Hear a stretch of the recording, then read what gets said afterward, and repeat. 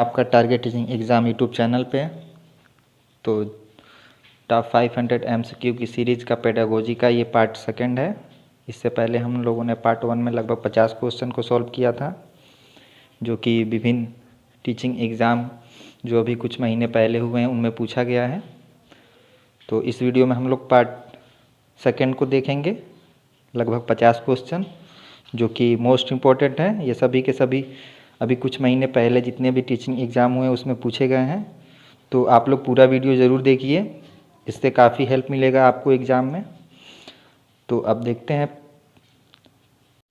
तो 51 नंबर का क्वेश्चन क्या दिया है, तो इसमें है निम्नलिखित में से कौन सा विकास का सिद्धांत नहीं है। तो आपको 4 ऑप्शन दिए हैं, बताना इसमें से कौन सा जो है विकास का सिद्धांत नहीं है।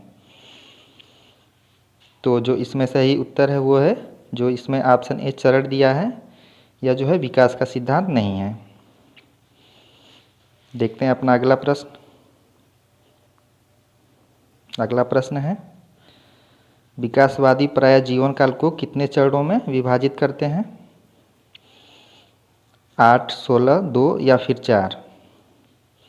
विकासवादी प्रायः जीवन काल को कितने चरणों में विभाजित करते हैं? तो जो इसका सही उत्तर होगा वो होगा ऑप्शन है, ये करते हैं 8 चरणों में विभाजित। देखते हैं तीसरा प्रश्न, यानी कि आज का अपना तीसरा प्रश्न क्या दिया है।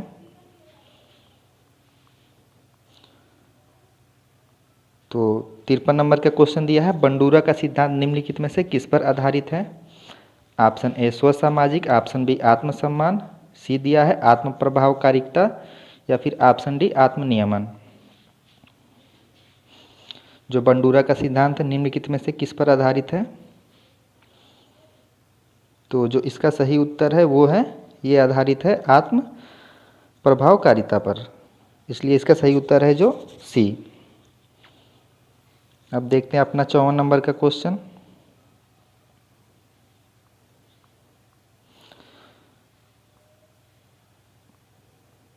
तो 54 नंबर का क्वेश्चन दिया है, किस आयु में मानसिक आयु बंद हो जाती है? जो आपको बताना है वो बताना है किस आयु में मानसिक आयु बंद हो जाती है। ये दिया है 6 से 8, बी दिया है 20 से 27, सी दिया है 16 से 18, या फिर डी 1 से 6 वर्ष में। तो जो इसका सही उत्तर है वो है ऑप्शन सी, 16 से 18 वर्ष में जो है मानसिक आयु बंद हो जाती है। देखते हैं 55 नंबर का क्वेश्चन।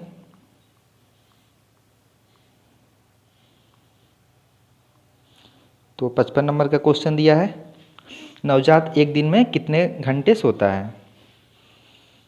नवजात जो है एक दिन में कितने घंटे सोता है? ए दिया है प्रतिदिन 10 से 13 घंटे, बी दिया है 22 से 23 घंटे, सी दिया है 4 से 7 घंटे, या फिर डी 18 से 22 घंटे। तो जो नवजात हैं वो एक दिन में कितने घंटे सोते हैं? तो जो इसका सही उत्तर है वो है 18 से 22 घंटे। Option D is correct answer. देखते हैं 56 नंबर का प्रश्न। 56 नंबर का प्रश्न दिया है, निम्नलिखित में से कौन सा पियाजे के संज्ञानात्मक सिद्धांत का तीसरा चरण है? तो ये क्वेश्चन तो आप लोगों ने सीटेट में भी बहुत पढ़ा होगा। तो जो इसका सही उत्तर है वो तीसरा जो चरण है वो है मूर्त संक्रियात्मक अवस्था। जो ऑप्शन डी दिया है मूर्त संक्रियात्मक अवस्था। और चारों अवस्थाओं का एज अक्सर पूछ लेता है आपसे एग्जाम में। तो जो इसका संवेदी पेशी अवस्था है उसका एज होता है 0 से 2, पूर्व का होता है आपका 2 से 7, और मूर्त जो दिया है आपका डी नंबर उसमें होता है आपका 7 से 11, और जो इसमें ऑप्शन सी अमूर दिया है इसका होता है 11 से ऊपर आपका। देखते हैं 57 नंबर का प्रश्न।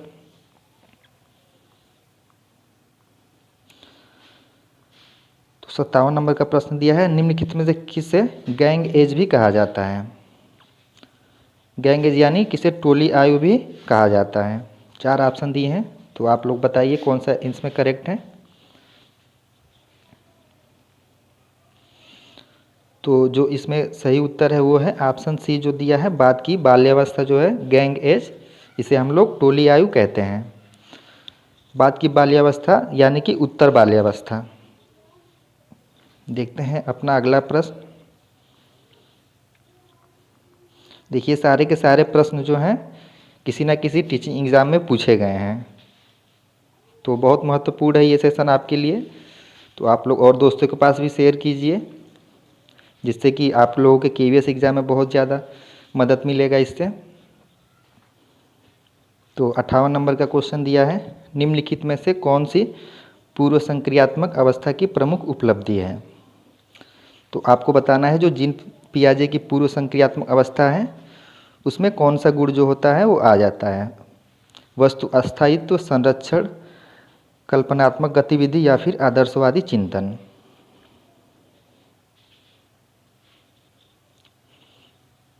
तो बताइए आप लोग पूर्व संक्रियात्मक अवस्था की प्रमुख उपलब्धि क्या है। तो जो इसमें सी दिया है, कल्पनात्मक गतिविधि जो होता है वो पूर्व संक्रियात्मक अवस्था यानी 2 से 7 वर्ष के एज में यह गुण जो है वो बच्चों में आ जाता है। और जो इसमें ऑप्शन बी संरक्षण दिया है, यह जीन पियाजे के किस अवस्था में आता है। तो ये आता है आपके जो मूल संक्रियात्मक अवस्था होता है 7 से 11 वर्ष, इसमें आपका संरक्षण का गुण आ जाता है। और जो इसमें ऑप्शन ए दिया है वस्तु अस्थायित्व, ये जो होता है आपका जो जीन पियाजे का पहला अवस्था है संवेदी गामक अवस्था, इसमें जो होता है वस्तु अस्थायित्व पाया जाता है। अब देखते हैं आज का अपना अगला प्रश्न।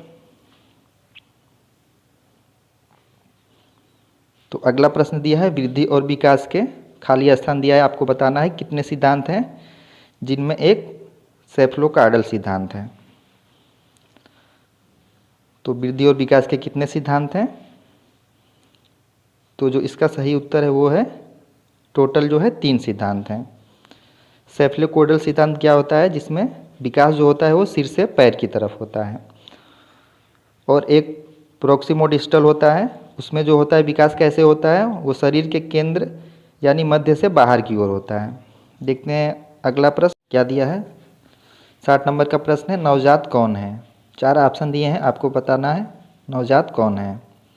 पहले 5 दिनों के दौरान जो शिशु होते हैं उन्हें नवजात कहा जाता है, या फिर पहले 2 सप्ताह, या फिर पहले सप्ताह, या फिर पहले महीने। तो कितने दिनों के जो बच्चे होते हैं उन्हें नवजात कहा जाता है। तो जो इसका सही उत्तर है वो है ऑप्शन बी, पहले 2 सप्ताह के दौरान जो शिशु होते हैं उन्हें नवजात कहा जाता है। देखते हैं अगला प्रश्न 61 नंबर का प्रश्न क्या दिया है। 61 नंबर का प्रश्न है संवेदी पेशीय अवस्था की समय अवधि क्या है। जो जीन पियाजे का जो पहला स्टेज है संवेदी पेशीय अवस्था, उसकी समय अवधि क्या है।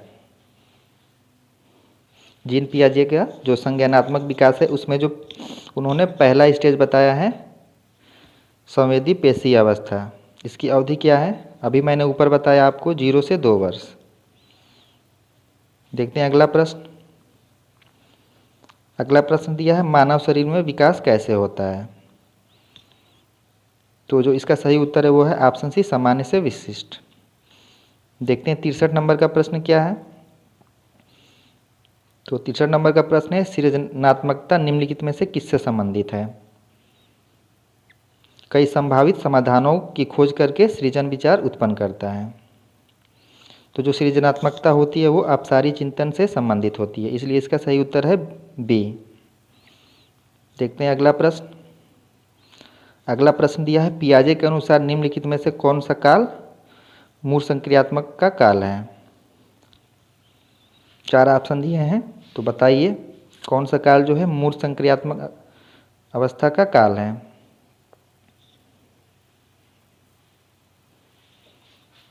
तो जो इसमें ऑप्शन सी दिया है बाद की बाल्यावस्था जो है वो मूल संक्रियात्मक अवस्था का काल है। तो अब देखते हैं अपना अगला प्रश्न।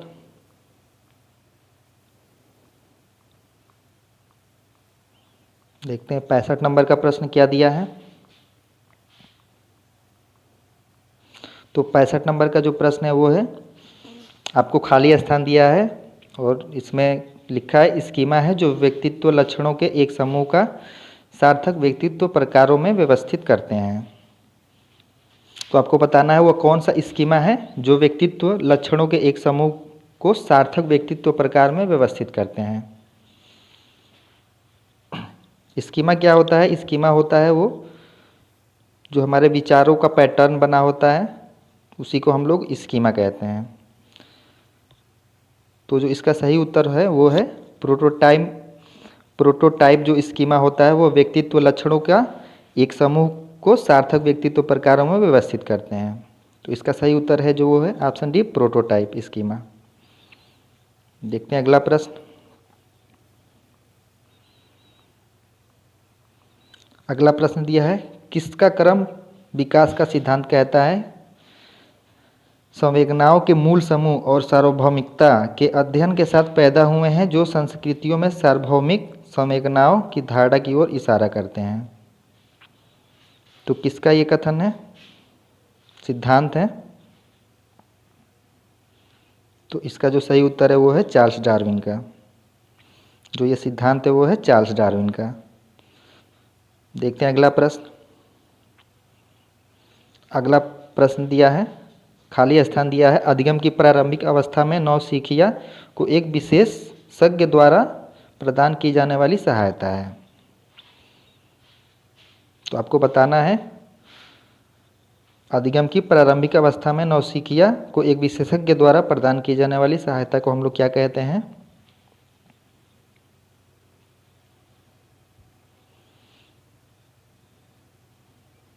तो जो इसका सही उत्तर है वो है ऑप्शन है, हम लोग इसके फोल्डिंग इसे कहते हैं। अब देखते हैं अगला प्रश्न।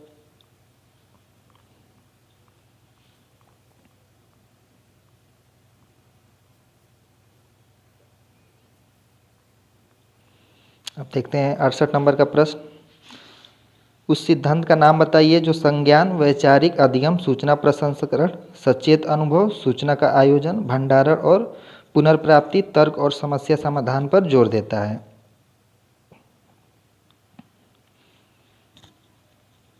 तो इसका सही उत्तर है वो है ऑप्शन सी, स्कीमा सिद्धांत। अब देखते हैं अगला प्रश्न।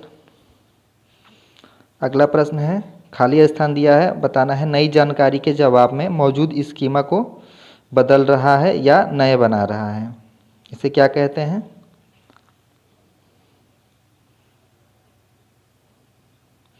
तो इसे हम लोग कहते हैं ऑप्शन बी, सामंजस्य। तो अब देखते हैं अपना अगला प्रश्न।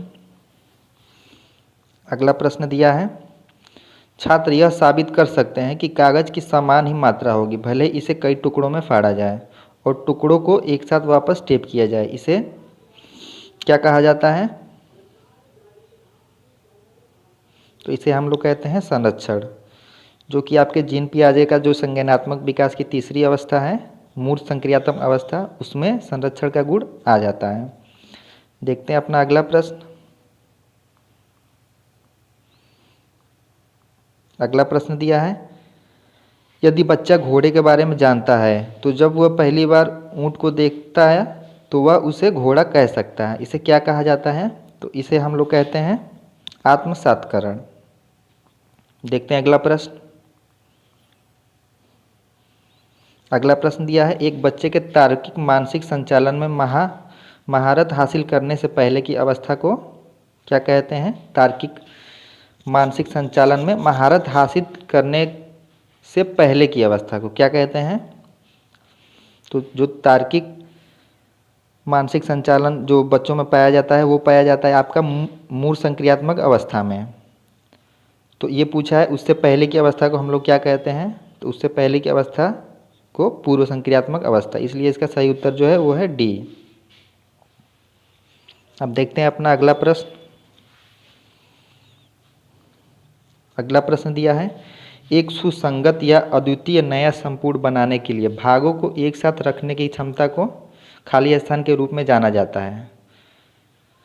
तो इसमें जो क्वेश्चन पूछ रहा है वो पूछ रहा है कि किसी भी चीज़ को अगर हम लोग संपूर्ण एक में मिला दें तो उसे हम लोग क्या कहते हैं? अगर टुकड़ों टुकड़ों में कोई चीज़ है तो उसे हम लोग एक में मिला दे तो उसे क्या कहते हैं, तो उसे हम लोग संश्लेषण कहते हैं। ऑप्शन डी इसका सही उत्तर है। देखते हैं अगला प्रश्न।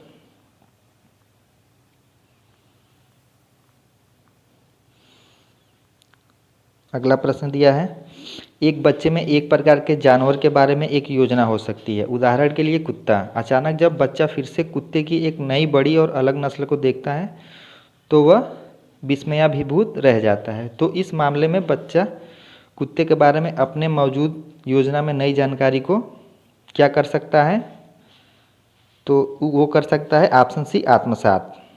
देखते हैं अगला प्रश्न। अगला प्रश्न दिया है, इस स्तर पर बच्चा समझता है कि यदि आप एक कैंडी को छोटे टुकड़ों में तोड़ते हैं तो यह उतने ही होंगे जितने कैंडी पूरी होने पर थे, यानी कि उसमें जो है संरक्षण का गुण आ चुका है। तो उस अवस्था को हम लोग क्या कहते हैं, तो उसे हम लोग कहते हैं मूर संक्रियात्मक अवस्था। देखते हैं अगला प्रश्न।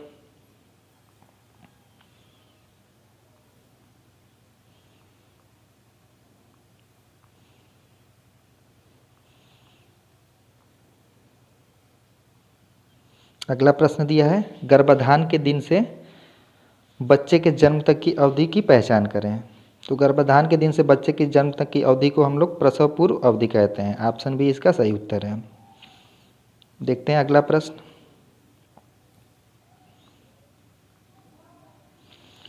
अगला प्रश्न दिया है, वस्तु अस्थायित्व बाल विकास के किस चरण की प्रमुख विशेषता है।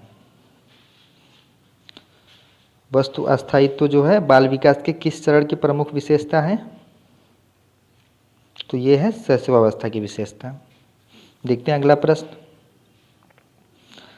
अगला प्रश्न दिया है, जीन पियाजे के अनुसार बालक किस अवस्था में चिन्हों भाषाओं के प्रयोग का कौशल प्राप्त करता है।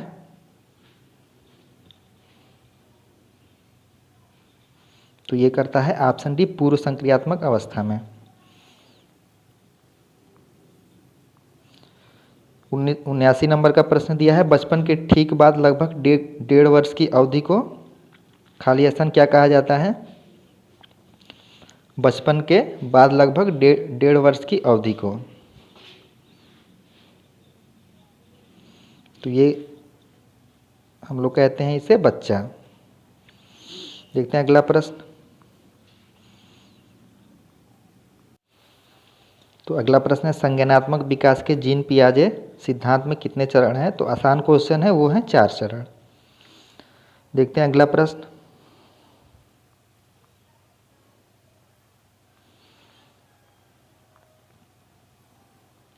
अगला प्रश्न दिया है 81 नंबर का, प्रारंभिक बाल्यावस्था को इस रूप में भी जाना जाता है। तो प्रारंभिक बाल्यावस्था को हम लोग और किस नाम से जानते हैं, तो इसे हम लोग टॉय एज के नाम से जानते हैं, खिलौनों की आयु। देखते हैं अगला प्रश्न। अगला प्रश्न है, संज्ञान के अनुसार मानसिक प्रक्रिया से संबंधित विषम को चिन्हित करें।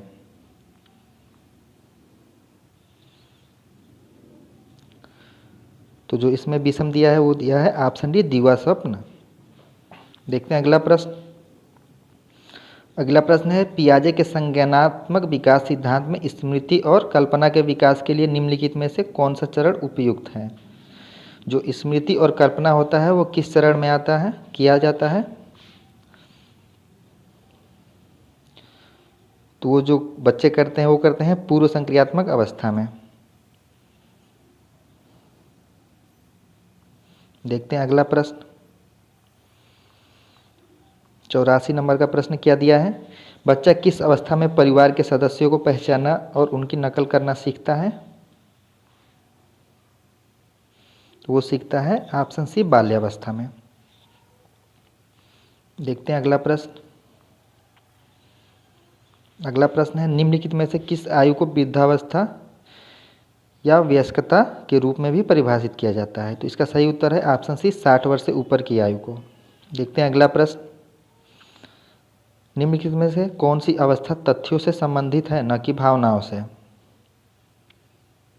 तो इसका सही उत्तर है वो है ऑप्शन सी वयस्क अहम अवस्था। देखते हैं अगला प्रश्न। अगला प्रश्न है, पियाजे का मानना है कि बच्चे अपने मन में मानसिक संरचना का निर्माण करते हैं, उन्हें क्या कहा जाता है? तो उन्हें कहा जाता है स्कीमा। देखते हैं अगला प्रश्न।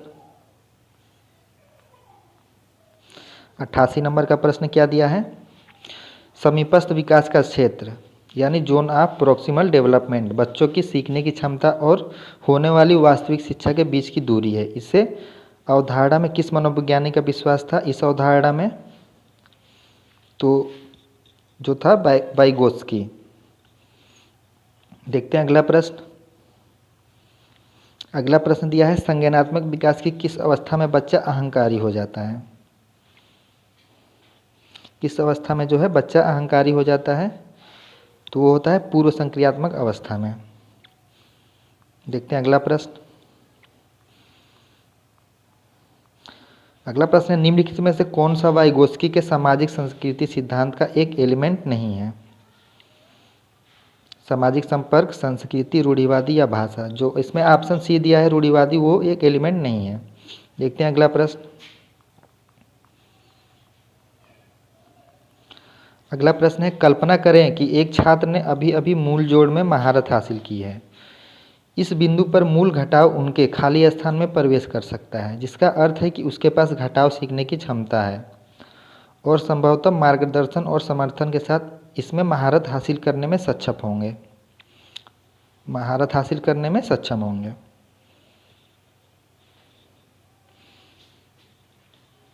तो उसे क्या कहते हैं हम लोग? Zone of proximal development. तो इसका सही उत्तर है ऑप्शन बी। देखते हैं अगला प्रश्न। अगला प्रश्न है, संज्ञानात्मक विकास के किस अवस्था के दौरान बच्चा पारगमन तर्क से गुजरता है? जो पारगमन तर्क होता है वो किस अवस्था के दौरान बच्चा करता है? 4 ऑप्शन दिए हैं।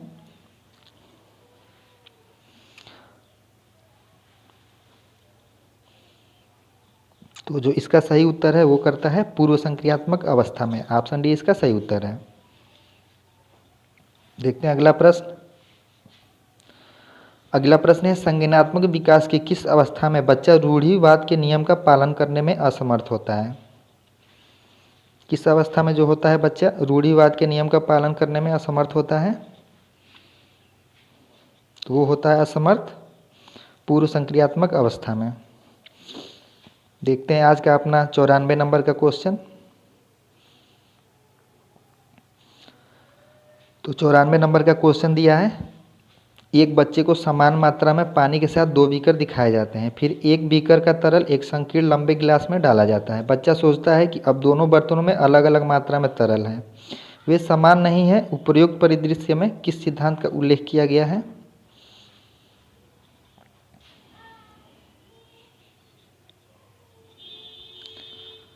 तो वो किया गया है रूढ़िवादिता, जिसे कि हम लोग संरक्षण भी कहते हैं, जो कि मूल संक्रियात्मक अवस्था का एक प्रमुख गुण है। रूढ़िवादिता को हम लोग संरक्षण कहते हैं। देखते हैं अगला प्रश्न। अगला प्रश्न दिया है, निम्नलिखित में से कौन सा उपकरण या क्रियाओं का समूह है जो एक शिक्षार्थियों को समीपस्थ विकास के क्षेत्र में एक कार्य करने को सफलतापूर्वक पूरा करने में मदद करता है?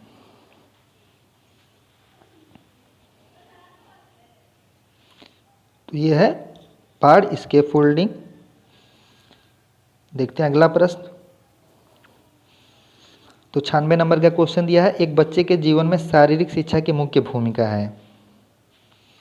तो मुख्य भूमिका क्या है शारीरिक शिक्षा की? तो ऑप्शन बी स्वस्थ वृद्धि और विकास को बढ़ावा देने के लिए। देखते हैं अपना आज का 97 नंबर का क्वेश्चन। तो 97 नंबर का प्रश्न दिया है, शैशवावस्था से 6 वर्ष की आयु तक वृद्धि और विकास की दर खाली स्थान है। तो यह है ऑप्शन सी उल्लेखनीय रूप से तेज। देखते हैं अगला प्रश्न। अगला प्रश्न दिया है, औसतन 2 वर्ष के बच्चों को कितनी नींद की आवश्यकता होती है? तो वो होती है ऑप्शन डी रात में 10 से 12 घंटे और दिन में 1 से 2 घंटों की झपकी। देखते हैं 99 नंबर का क्वेश्चन। तो 99 नंबर का क्वेश्चन है, इस अवधि में किसमें बच्चा अभी भी एक बच्चा है लेकिन अधिक आत्मविश्वास से चल सकता है और अधिक गोल मटोल दिखता है?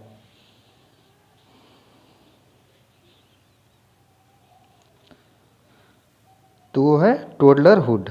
ऑप्शन डी इसका सही उत्तर है। देखते हैं आज का अपना लास्ट क्वेश्चन। लास्ट क्वेश्चन है, प्रसव पूर्व अवधि क्या है?